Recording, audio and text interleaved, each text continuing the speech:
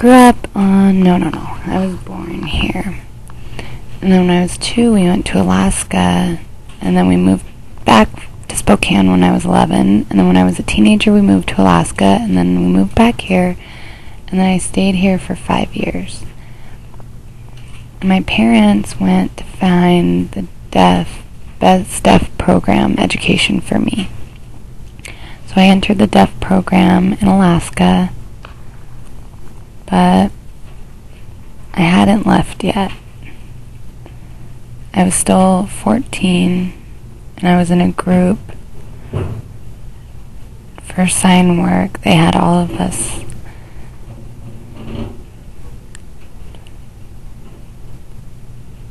And they were doing SEEsign. And I didn't have an interpreter. I just learned SEEsign. It was really hard for me to socialize being deaf because the two of us signed SEEsign, and I remember for a few years. And then there was a cute man, and he was deaf. And he was very interested. We were interested in each other, so we met. And he asked me some questions, and I started signing. I started signing in C. And he just walked away, right in the middle of my sentence. And I felt so lousy. And then about 1 or 2 years later, I tried ASL. And I really found that I liked that a lot better. And about 3 years ago, I had a sign test. And a man came up to me, and he wanted to help. I helped him because he didn't understand. And he had no idea what I said, so he looked at me and said, "Are you signing? I don't understand you. How am I supposed to understand?" And I had forgot a lot of signs. So I think the kids should really learn English, and then later they can learn ASL. You know, it's more fun, it's more interesting to communicate with. And I have 2 kids. Next month, they're going to be 2 and 4. And they learned SEEsign and a little bit of ASL. And I can understand them great. I can see them. I can see that it's a better language for them. Also, I know that English is good. That's it.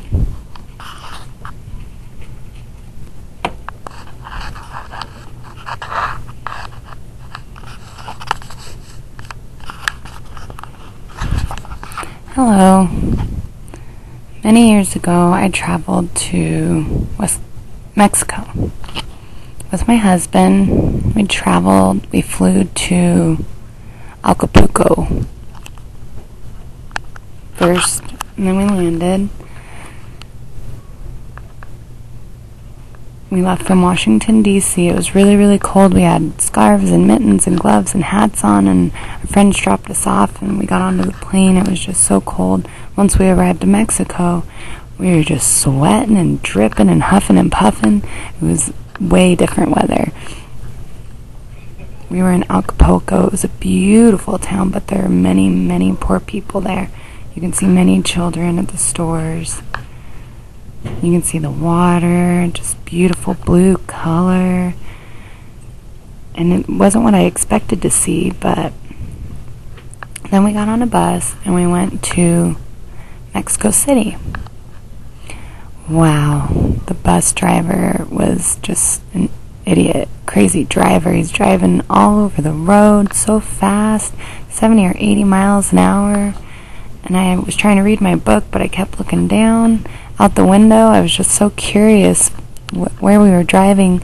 I was afraid that we were going to drive over the cliff, so I just closed my eyes and said, no. I'm going to read my book. Pay attention to this. So we got to Mexico City, and we were going to stay for 3 nights. It was really, really cheap, so we went around Mexico City, and once we were done, we got back on the bus and went to North Mexico.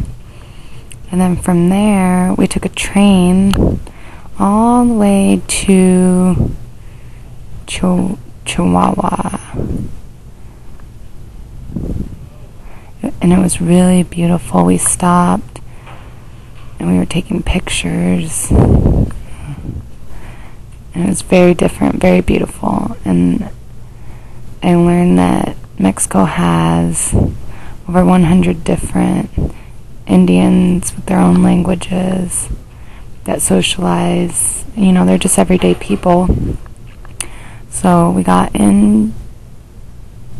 we got into the city, we stayed at a hotel.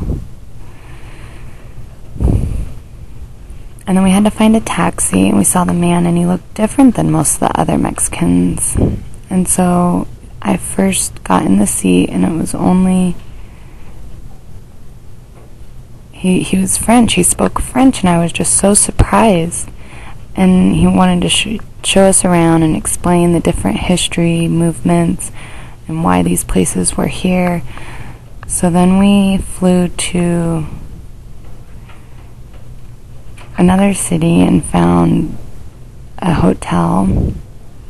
And we said, is there a place where we can wash our clothes? So we went and washed our clothes. Once we were done, we got our clothes and went back, and it was about $500. And my jaw just dropped, but we had to pay it anyways. And the water was just this blue-green color, so then we drove to watch the Amy Nunez. It's different from Mexico City and Texas. It was more like wood blocks, and it was very straight fronts. And the other Mexican cities were different. You know, the windows were different. It wasn't just perfect and straight. So then we flew back to Washington, D.C. Once we arrived there, we realized we're so cold, our teeth were chattering, and we just had a beautiful tan.